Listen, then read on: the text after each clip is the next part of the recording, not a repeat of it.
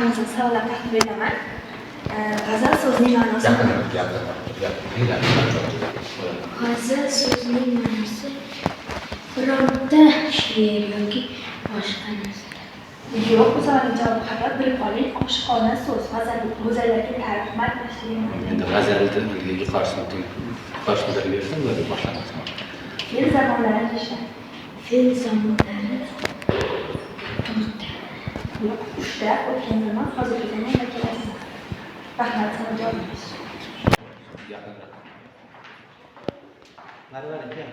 Marvari.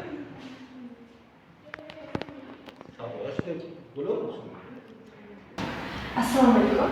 Sizga sizni javoblaringiz bo'yicha savollar beraman. Qani, ravish nima?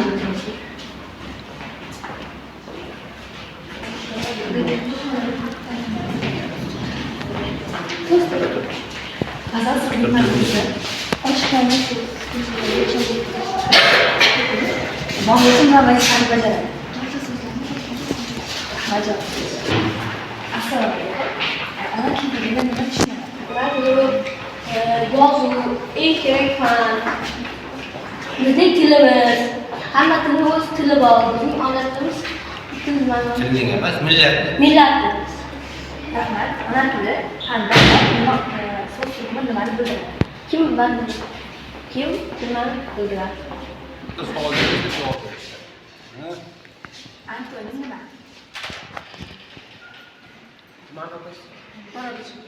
Ma'nosi qarama-qarshi so'zlar. Bilganda javob berasiz. Sinonim nima?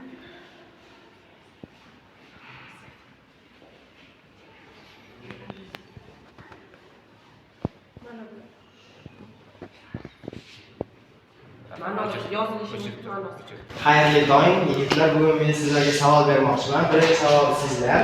Ona tili fanida ot so'z turkumi nimani bildiradi? Shaxs narsa joy nomlarini. Yaxshi. Harakat yoki holatni bildiruvchi so'z turkumi nima deyiladi?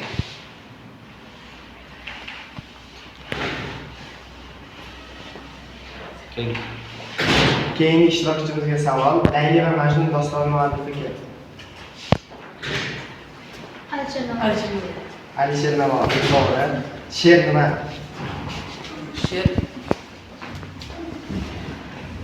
hayvonot tillarga Ritmik va qofiyali shaklda yozilgan badiiy asar. G'azal so'zining ma'nosi nima? ayollar boshqa. Yaxshi. Gap deb nimaga aytiladi? Hayvonot tillarga ega bo'lib,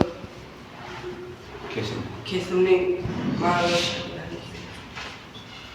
Keyingi ishtirokchimizga o'z savollarimizni beramiz. Shum bola qissasi muallifi kim? Kecha va kunduz romanini kim yozgan? Cho'lpon yozgan. Xayrli tong, qizlar, sizlarga savol beramiz. O'zbek romanchiligining asoschisi kim? Siz bilasizmi? Yaxshi.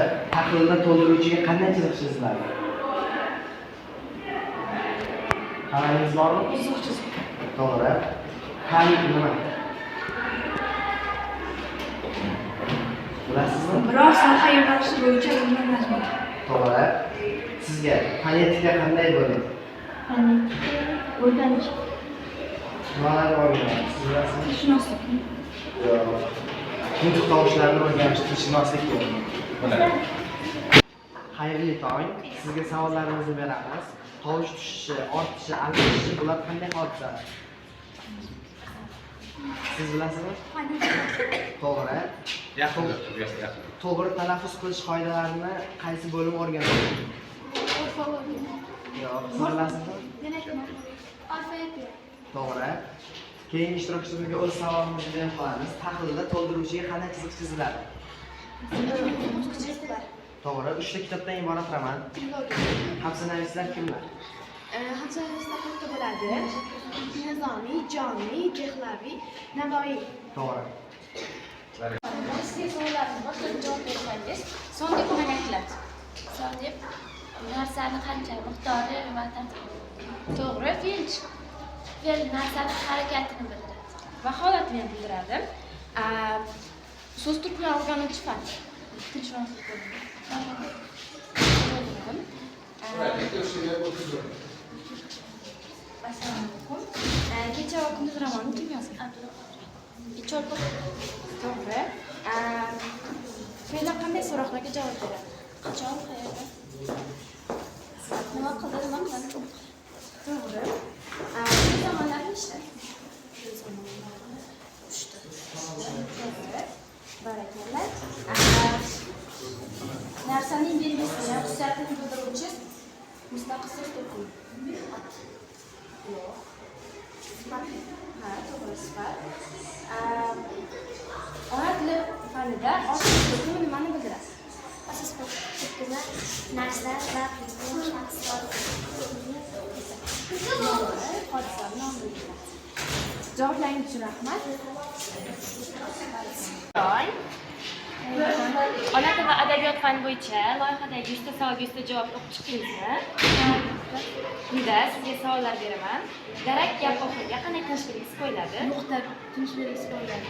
Tinish belgilaridan biri chiziqchaning yana bir nomi qanday? Chiziqchaning yana bir nomi belgis deb ataladi. Adabiy tilda nechta nutq usullari mavjud? Adabiy tilda 5 ta nutq usullari mavjud. Qaysilar? Rasmiy, ilmiy, badiiy, publistik va so'zlashuv. Katta rahmat ishtirokingiz. Xayrli tong. Savollardan xabarsiz bor. Chiziqchaning yana bir nomi nima? Siz bilasizmi? To'g'ri. Jahon adabiyoti durnolardan qaysi asarlarni bilasiz? Suvosta 80 kilometr. Aynan. Siz bilasizmi? Abdulla Qodirov. Jahon adabiyoti durnolarga kelganda o'zbek tilida nechta kelishi bor? 6 ta. To'g'ri.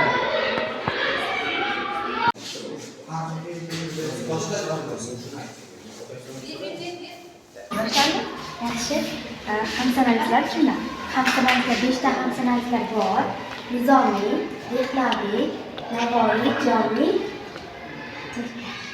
O'zbek romansining asari qaysi? Alpomish. Tahlilda to'g'ri qayga qanday chizasiz? Charchamayapsizlarmi? Sizlarga savollar bor. Nechta kelishik bor? 6 ta. To'g'ri. Ruboiy nechta misradan iborat bo'ladi? Ruboiy 4 ta misradan iborat bo'ladi. Sinonim nima? Manadosh. To'g'ri. Kattakon rahmat. Xayrli kun. Sizlarga savol beramiz. Yordamchi so'zlarga nimalar kiradi? Yuklama, bog'lovchi va ko'makchi. Yaxshi, to'g'ri. Alpomishning ismi nima?